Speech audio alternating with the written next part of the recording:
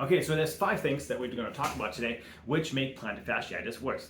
Number 1, improper fitting footwear. If you do have shoes that are too loose, you may be finding your foot sliding around in the footwear, causing you to grab with your toes, which can cause more stress on the plantar fascia. Some shoes obviously don't have a lot of support, so if you look at a generic insole from a shoe like this one here, you can see how the arch itself right here is very, very flexible. So it doesn't really provide a lot of structure necessarily. And if you have flat feet, let's say your arches are collapsing, you may experience a lot of discomfort in the arch area that is causing more stress on the fascia than anticipated.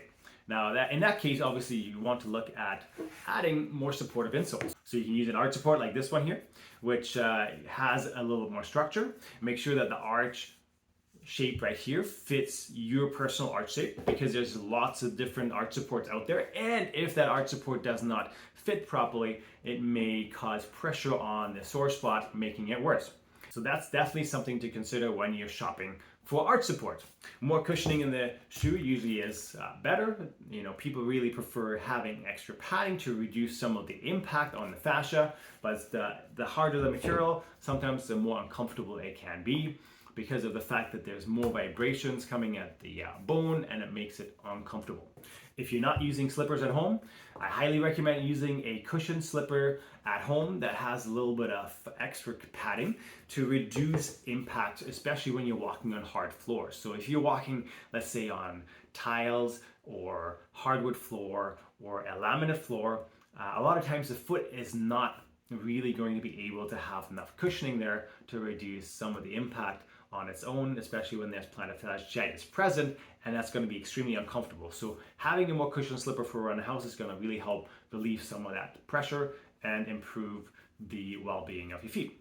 So number 2, we're talking about high impact activities. High impact activities could be running, it could be trekking, it could be backpacking with a heavy pack, which is putting more stress on the feet, and as a result can cause you to overpronate more, causing the foot to flatten, causing more stress on the fascia, and that's something that you definitely want to reduce if you have problems with that, or if your foot is flattening.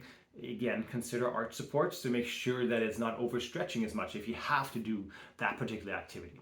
Consider switching those high impact activities for low impact activities. Now this could be swimming, it could be a stationary bicycle, it could also be a rowing machine, something that definitely reduces the impact on the heel when you're participating in that activity, and that's going to allow you to continue to get your cardio workout, but reduce the impact on your feet so that you have less discomfort.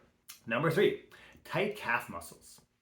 Tight calf muscles have a tendency to cause more stress on the fascia itself, especially because the plantar fascia is really just the fascia on the bottom of your foot, but fascia in general does extend all through the body. So if the calf muscle is very tight, it can still affect how much tension there is on the fascia. So loosening the calf muscle with calf stretches can make a huge difference in terms of improving the discomfort of plantar fasciitis. Excess weight can add extra stress on your feet, and as a result, plantar fasciitis can be aggravated. And number 5, inadequate rest. Yeah, that's right. If you're not resting enough between exercises, your foot is not likely going to be able to heal itself, and that may cause it to get into a more chronic state. So definitely allow sufficient rest between activities to make sure that your foot has some time to recover. Now, if you got any questions regarding plantar fasciitis or any of the topics that we discussed in this video, please don't hesitate to post your questions and your comments below. Otherwise, have a phenomenal day.